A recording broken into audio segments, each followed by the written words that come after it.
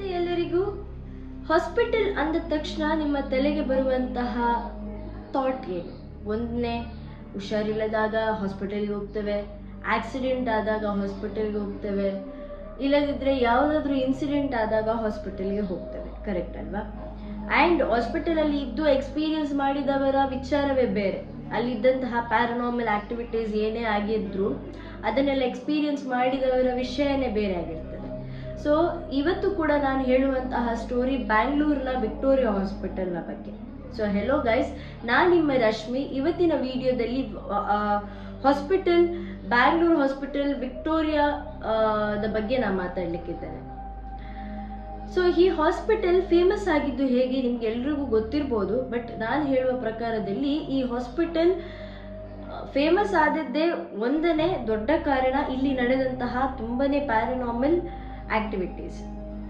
ಇಲ್ಲಿ ನೋಟಿಸ್ ಮಾಡಿದಂತಹ ಲೋಕಲೈಟ್ಸ್ ಆಗಿರ್ಬೋದು, ಸ್ಟಾಫ್ ಮೆಂಬರ್ಸ್ ಆಗಿರ್ಬೋದು, ವಾರ್ಡ್ ಬಾಯ್ಸ್ ಆಗಿರ್ಬೋದು, ನರ್ಸಸ್ ಆಗಿರ್ಬೋದು, ಡಾಕ್ಟರ್ಸ್ ಆಗಿರ್ಬೋದು, ಅಥವಾ ಪೇಷಂಟ್ಸ್ ಆಗಿರ್ಬೋದು, ಇವರು ಎಲ್ಲರೂ ಅಬ್ಸರ್ವ್ ಮಾಡಿದಂತಹ ಈ ಪ್ಯಾರನಾರ್ಮಲ್ ಆಕ್ಟಿವಿಟೀಸೇ ಈ ಜಾಗವನ್ನು ತುಂಬನೇ ಫೇಮಸ್ ಮಾಡಿದೆ. ಹಾಗೆಯೇ ಬೆಂಗಳೂರಿನ ಶರಣ್ ಎಂಬವರ ಲೈಫಲ್ಲಿ ಆದಂತಹ ಒಂದು ನಿಜ ಘಟನೆ ಬ್ಯಾಂಗ್ಳೂರ್ ವಿಕ್ಟೋರಿಯಾ ಹಾಸ್ಪಿಟಲ್ನಲ್ಲಿ ಆದಂತಹ ಘಟನೆ. ಶರಣ್ ಎಂಬವರು ಒಂದು ಕಾಲ್ ಸೆಂಟರಲ್ಲಿ ಕೆಲಸ ಮಾಡ್ತಿದ್ರು. ಅವರಿಗೆ ನೈಟ್ ಶಿಫ್ಟ್ ಇದ್ದ ಕಾರಣ ಒಂದು ದಿವಸ ಅವರಿಗೆ ಒಂದು ಎಮರ್ಜೆನ್ಸಿ ಕಾಲ್ ಬರುತ್ತೆ. ಯಾಕೆಂದರೆ ಅವರ ಫೋನ್ ಆಫೀಸ್ ಅವರ್ಸಲ್ಲಿ ಯೂಸ್ ಮಾಡಲಿಕ್ಕೆ ಇರೋದಿಲ್ಲ. ಸಪೋಸ್ ಹಾಗೆ ಏನಾದರೂ ಎಮರ್ಜೆನ್ಸಿ ಇದ್ದರೆ ಅವರ ಆಫೀಸ್ ನಂಬರಿಗೆ ಕಾಲ್ ಬರುತ್ತೆ ಮತ್ತು ಇವರು ರಿಸೀವ್ ಮಾಡಿ ಇವರಿಗೆ ಮಾತಾಡ್ಬೋದು. ಸೊ ಹಾಗೆಯೇ ಇವರೊಬ್ಬರು ಸ್ಟಾಫ್ ಮೆಂಬರ್ ಹೇಳ್ತಾರೆ, ಶರಣ್ ನಿಮ್ಗೊಂದು ಎಮರ್ಜೆನ್ಸಿ ಕಾಲ್ ಬಂದಿದೆ ಅಂತ. ಅವರ ತಲೆಗೆ ಬರುವ ಫಸ್ಟ್ ತಲೆ ಬಿಸಿ ಏನಂದರೆ ತಂದೆ ತಾಯಿಗೆ ಏನಾದರೂ ಆಗಿದೆಯಾ ಅಂತ. ಅಷ್ಟೊತ್ತಲ್ಲಿ ಹೋಗಿ ರಿಸೀವ್ ಮಾಡಿ ಮಾತಾಡುವಾಗ ಗೊತ್ತಾಗ್ತದೆ ಅವನ ತಂದೆಗೆ ತಲೆಗೆ ಪೆಟ್ಟಾಗಿತ್ತು ಅಂತ. ಅದನ್ನು ಕೇಳಿ ಇಮಿಡಿಯೇಟ್ ಆಗಿ ಬಾಸ್ ಹತ್ರ ಪರ್ಮಿಷನ್ ಕೇಳಿ ಆತ ಮನೆಗೆ ಓಡ್ತಾನೆ. ಮನೆಗೆ ಹೋಗಿ ನೋಡುವಾಗ ಯಾರೂ ಇರುವುದಿಲ್ಲ. ಸೊ ಅಕ್ಕಪಕ್ಕದವರ ಹತ್ರ ಕೇಳಿ ನೋಡುವಾಗ ಗೊತ್ತಾಗ್ತದೆ ಅವರನ್ನು ಬ್ಯಾಂಗ್ಳೂರ್ ಇದು ಫೇಮಸ್ ವಿಕ್ಟೋರಿಯಾ ಹಾಸ್ಪಿಟಲ್ಗೆ ಸೇರಿಸಿದ್ದಾರೆ ಅಂತ. ಸೀದಾ ವಿಕ್ಟೋರಿಯಾ ಹಾಸ್ಪಿಟಲ್ಗೆ ಹೋಗ್ತಾನೆ, ತಾಯಿ ಮತ್ತು ತಂಗಿಯನ್ನು ಮೀಟ್ ಆಗ್ತಾನೆ, ಆದ ವಿಷಯವನ್ನು ತಿಳ್ಕೊಳ್ತಾನೆ. ಅವರು ಜೋರು ಮಳೆ ಬರುವಾಗ ಗಾರ್ಡನಲ್ಲಿ ಸ್ವಲ್ಪ ಕೆಲಸ ಉಂಟು ಅಂತ ಹೋದವರು ಜಾರಿ ಬಿದ್ದು ತಲೆಗೆ ಪೆಟ್ಟಾಗಿದೆ ಅಂತ. ಹಾಗೂ ಡಾಕ್ಟರ್ ಹೇಳಿದ್ದಾರೆ ಅಷ್ಟೇನು ದೊಡ್ಡ ಪೆಟ್ಟಿಲ್ಲ, ಬಟ್ ನಾವು ನೋಡ್ತೇವೆ, ಸ್ವಲ್ಪ ಹೊತ್ತಲ್ಲಿ ನಿಮಗೆ ನೋಡಲಿಕ್ಕೆ ಹೋಗ್ಬೋದು ಅವರನ್ನು ಅಂತ. ಇದನ್ನು ಕೇಳಿ ಸಮಾಧಾನ ಆದ ಶರಣ್ ಸ್ವಲ್ಪ ಹೊತ್ತು ಕಾದ ನಂತರ ತಂದೆಯನ್ನು ನೋಡ್ಲಿಕ್ಕೆ ಹೋಗುವಾಗ ಡಾಕ್ಟರ್ ಹೇಳ್ತಾರೆ ಒಂದು 2-3 ಡೇಸ್ ಅಡ್ಮಿಟ್ ಮಾಡಲಿಕ್ಕೆ ಸಿಗ್ತದೆ, ಸ್ವಲ್ಪ ಇಂಜರಿ ಜಾಸ್ತಿ ಉಂಟು ಅಂತ. ಸೊ ಇವರೆಲ್ಲ ಅರೇಂಜ್ಮೆಂಟ್ ಮಾಡ್ತಾರೆ, ಅವರನ್ನು ಜನರಲ್ ವಾರ್ಡಲ್ಲಿ ಶಿಫ್ಟ್ ಮಾಡ್ತಾರೆ. ಆ್ಯಂಡ್ ಅವತ್ತು ರಾತ್ರಿ ಏನಾಗ್ತದೆ ಅಂದರೆ ಶರಣ್ ಹೇಳ್ತಾನೆ, ನಾನು ಹೇಗಿದ್ರು ರಜೆ ತಗೊಂಡಿದ್ದೇನೆ, ನೀವು ಮತ್ತು ತಂಗಿ ಮನೆಗೆ ಹೋಗಿ ಅಂತ ಹೇಳ್ತಾನೆ ತನ್ನ ತಾಯಿಗೆ. ಸರಿ ಹಾಗಾದ್ರೆ ನಾವು ಹೋಗ್ತೇವೆ ಅಂತ ಅವ್ರ ಮನೆಗೆ ಹೋಗ್ತಾರೆ. ತಂದೆ ಬದಿಯಲ್ಲಿ ಕುತ್ಕೊಂಡಿದ್ದಾಗ ಅಲ್ಲಿ ತುಂಬ ಪೇಷಂಟ್ಸ್, ಜನರಲ್ ವಾರ್ಡ್ ಅಂತ ಹೇಳಿದ ತಕ್ಷಣ ನಿಮಗೆ ಗೊತ್ತಲ್ವಾ, ತುಂಬ ಪೇಷಂಟ್ಸ್ ಇರ್ತಾರೆ.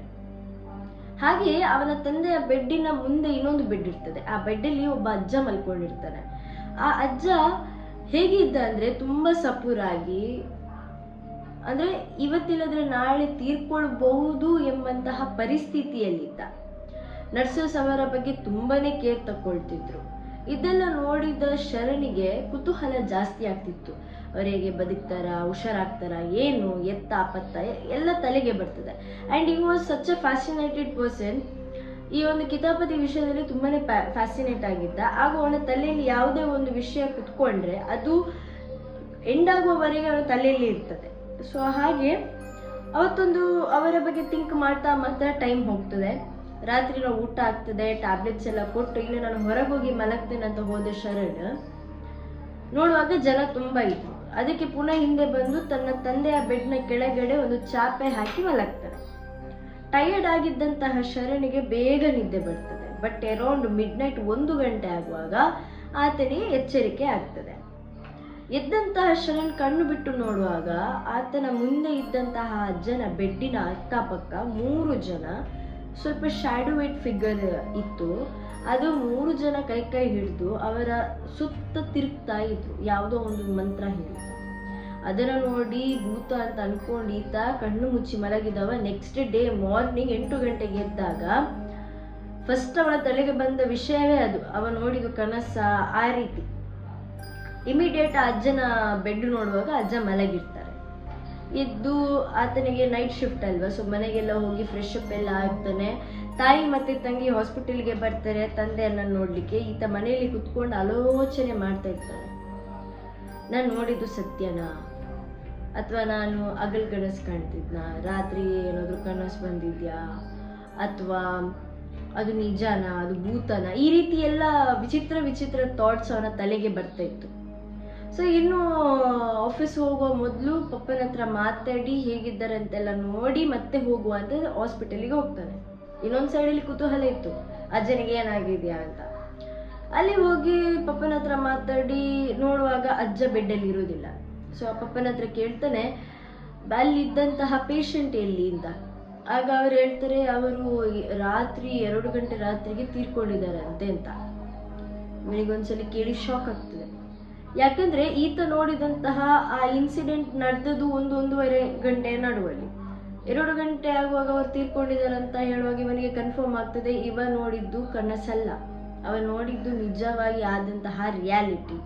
ಅದು ಕೂಡ 3 ಮಂದಿ ಆ ಅಜ್ಜನ ಸೋಲ್ ತಕೊಂಡು ಹೋಗ್ಲಿಕ್ಕೆ ಬಂದಿರ್ತಾರೆ ಅಂತ ಕನ್ಫರ್ಮ್ ಆಗ್ತದೆ. ಸೊ ಇದನ್ನ ಕೇಳಿ ಬೆಚ್ಚಿ ಬೀಳ್ತಾನೆ ಶರಣ್, ಹಾಗೂ ಅವನ ತಲೆಯಲ್ಲಿ ವಿಚಿತ್ರ ವಿಚಿತ್ರ ಓಡ್ತಾ ಇರ್ತದೆ. ಇನ್ನು ಮುಂದೆ ನಾನು ಹಾಸ್ಪಿಟಲ್ಗೆ ಕಾಲಿಡುವುದಿಲ್ಲ, ನಾನು ನೈಟ್ ಈ ಹಾಸ್ಪಿಟಲಲ್ಲಿ ಸ್ಟೇ ಮಾಡುವುದಿಲ್ಲ ಅಂತ ಡಿಸೈಡ್ ಮಾಡ್ಕೊಳ್ತಾನೆ. ಸೊ ಇದೇ ಒಂದು ಶಾರ್ಟ್ ಸ್ಟೋರಿ, ನಿಮ್ಗೆಲ್ರಿಗೂ ಇಷ್ಟ ಆಗಿದೆ ಅಂತ ಅನ್ಕೊಳ್ತೇನೆ. ನೆಕ್ಸ್ಟ್ ಇಂಟ್ರೆಸ್ಟಿಂಗ್ ಸ್ಟೋರಿ ಜೊತೆ ಸಿಗ್ತೇನೆ.